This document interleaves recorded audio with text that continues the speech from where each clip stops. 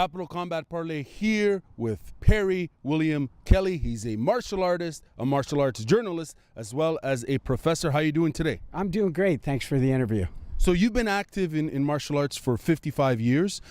Just give us a summary of all the different styles you've practiced and competed in. Sure. I started back in the 60s at Ottawa's first karate school, L'Angelier Karate Dojo.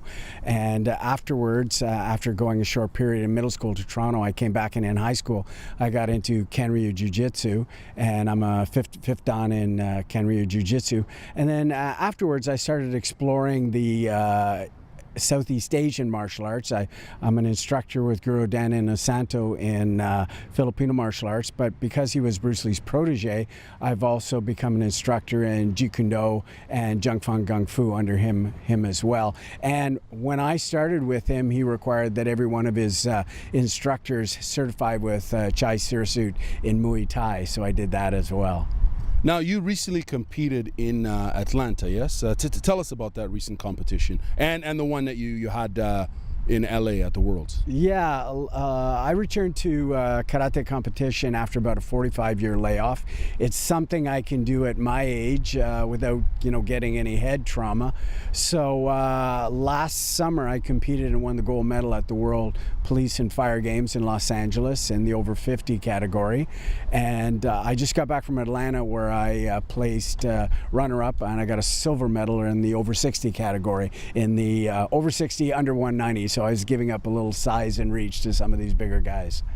Perry, what does it mean for you to be involved in all these sports and competition for so many years as a competitor and a lifelong martial artist? What does it mean to you personally and professionally?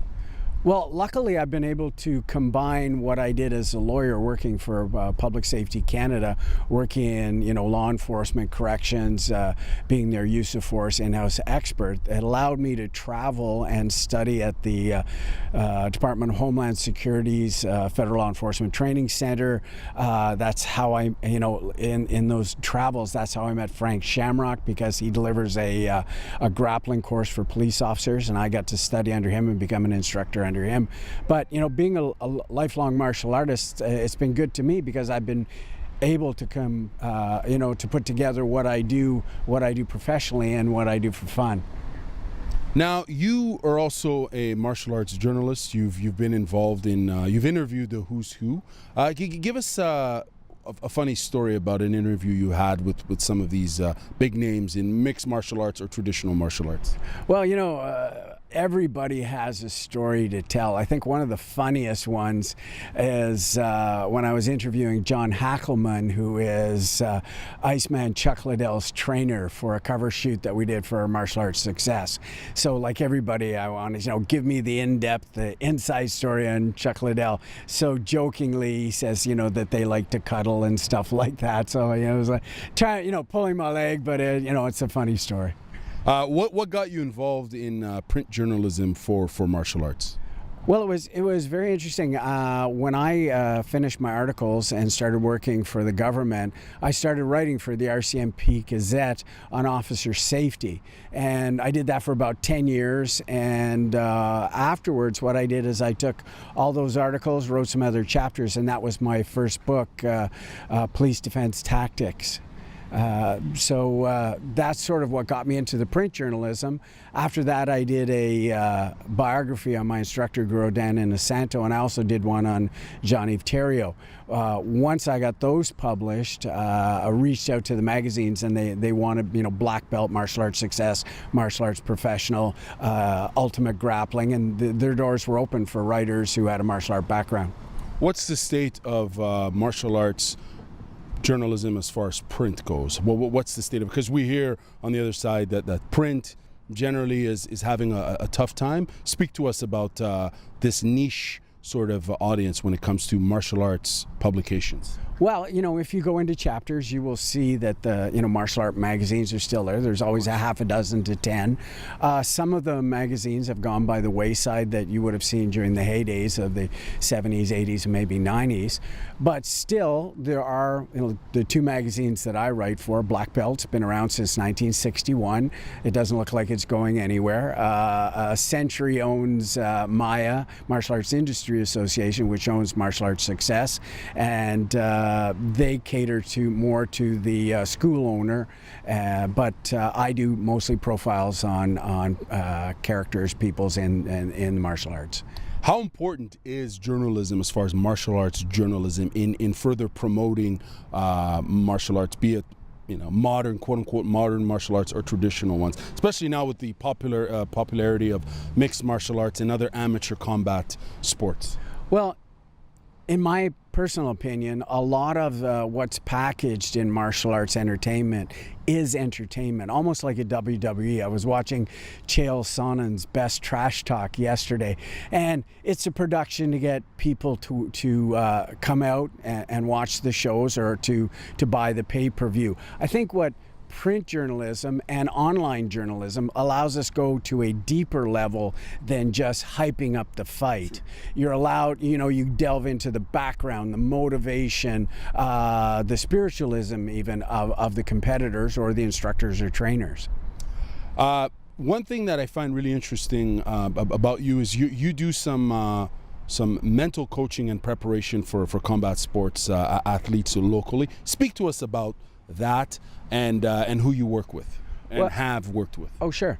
Luckily, in my own preparation for some of the contests I've been in, I've been able to study with Sifu Kevin Seaman, who has written extensively on mental training, and Lanny Bassam, who was an Olympic and world shooting champion. And those two have helped me.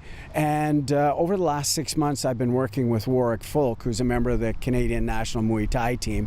And what we do with him is we'll do some guided visualizations so that he's calm and focused, and having more of his game plan being able to be put into play than reacting. So we'll set some auditory or physical anchors that he can rely upon to get him back in a flow state if he's disrupted during his competition.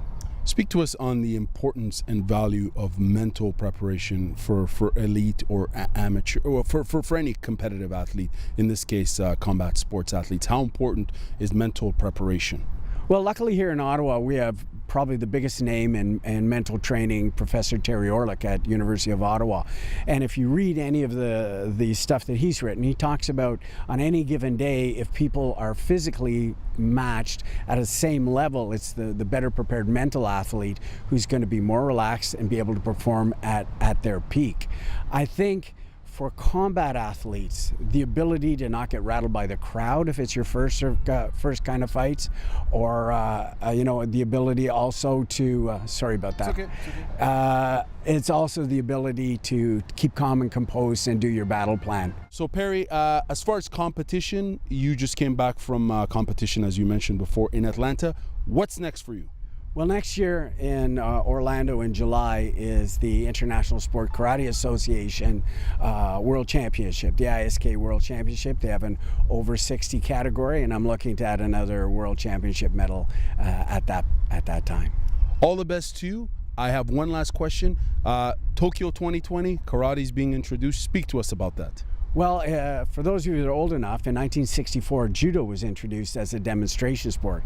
In 2020, they're going to have the traditional karate, as a demonstration sport. And luckily, I've had a chance to work with some of the Canadian national team members, the Rive brothers. One of them is actually one of my sparring coaches. And people are wondering how stringent the rules are going to be. It won't be like open tournament karate. It'll be more like a World Karate Federation tournament. And people are worried that it may be as structured similar to how Taekwondo was gone for Olympic Taekwondo. But we'll have to wait and see how it comes out.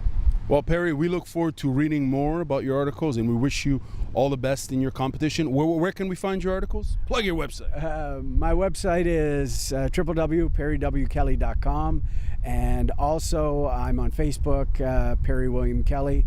I have some of my articles on there as well. Thank you very much. Thank you, sir.